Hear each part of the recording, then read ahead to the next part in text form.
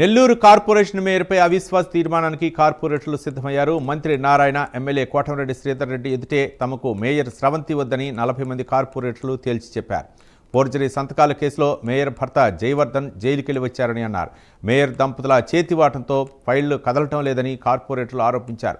కొత్త మేయర్ కావాలని డిమాండ్ చేశారు. కార్పొరేటర్ల అభిప్రాయంతో మంత్రి నారాయణ, ఎమ్మెల్యే కోటంరెడ్డి శ్రీధర్ రెడ్డి ఏకీభవించారు. అవిశ్వాస తీర్మానానికి గ్రీన్ సిగ్నల్ ఇచ్చినట్లుగా తెలుస్తోంది. దీంతో మేయర్ స్రవంతి పదవి గండానికి కౌంట్ డౌన్ ప్రారంభమైనట్లు తెలుస్తోంది.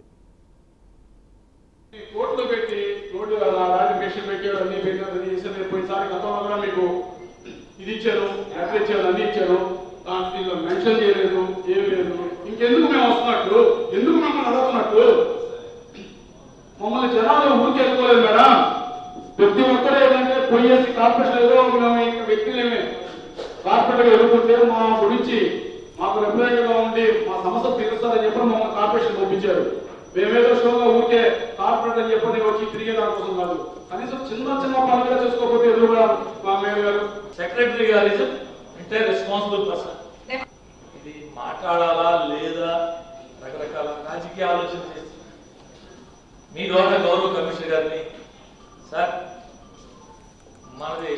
మన కార్పొరేషన్ ఆర్థిక పరిస్థితి అందమాట, మన పండుగల పేరుతో విగ్రహాల పూజలో లేదా ఫోటో పేరుతో రాష్ట్రంలో నాకు తెలిసి మనకంటే పెద్ద కార్పొరేషన్ విజయవాడ, గుంటూరు ఖర్చు పెట్టినంత కూడా ఖర్చు పెట్టాం.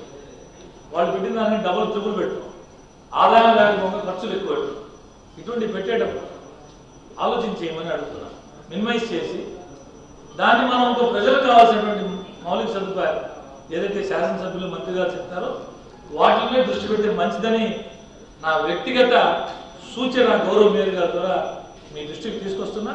ఒకసారి ఆలోచించేయండి, మనం ఎంత ఖర్చు పెట్టాం. ఒక్క పోయిన సంవత్సరం ఎత్తుకుంటే 8 కోట్లు ఖర్చు పెట్టాం. విజయవాడ మనకంటే చాలా పెద్ద కార్పొరేషన్, కేవలం 3.5 కోట్లు ఖర్చు పెట్టింది. ఆ 3.5 కోట్లు కూడా సగం పైన దసరా నవరాత్రులు పెట్టారు దుర్గగుడికి, అది వాళ్ళు రీఇంబర్స్ చేశారు.